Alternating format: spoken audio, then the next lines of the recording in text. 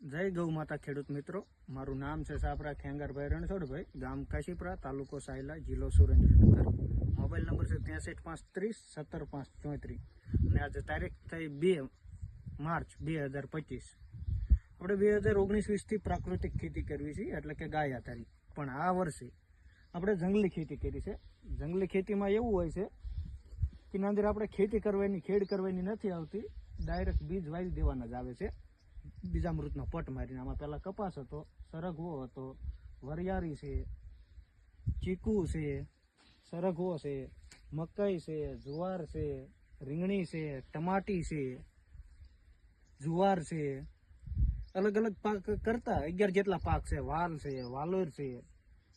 અને આમાં હાવ 0% ખર્ચમાં છે, 1 પણ રૂપિયાનો ખર્ચો થતો નથી. તો પણ અત્યારે એટલી મધુમાખી આવી છે.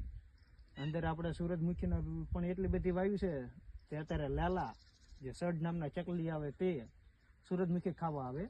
અને કોઈ પણ જગ્યાએ અત્યારે મધુમક્ખી વરિયાળીમાં નથી આવતી.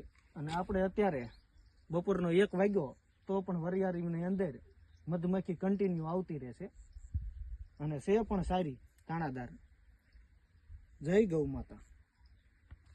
આ રાયતી જુવાર છે, એ પણ પાકી જાય, પણ સડ ચકલા ખાઈ જાય છે. ભલે ખાય, આપણે એને પણ ઘણા ફાયદા છે. સાથે સાથે મિયા વચ્ચે જંગલ પણ બનાવેલું છે. આના અંદર કોઈ પણ જાતની દવાનો સ્પ્રે નથી કર્યો.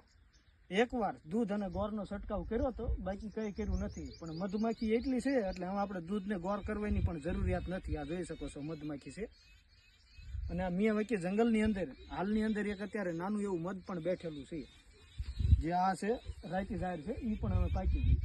હા, ઓલા કરતા થોડીક સાઈઝ નાની રહે પણ છે સારી. આ જોઈ શકો છો, આ વરિયાળી છે. જો આપણે આ ટૂંક સમયમાં લણવાની છે, વાઢવાની નથી. લણીને લેવાની છે. અને આની અંદર 1 કિલો કરતાં વધારે સૂરજમુખી વાયેલા છે. એ સૂરજમુખી પણ ખૂબ સારા છે. પણ આ સૂરજમુખીનું ફૂલ છે, જે તમે જોઈ શકો છો. પણ આ સડ અને ચકલા રવા નથી દેતા, લેલા બેલા ખૂબ ખાઈ જાય છે. એ પણ ખૂબ સારી છે. અસ્તુ.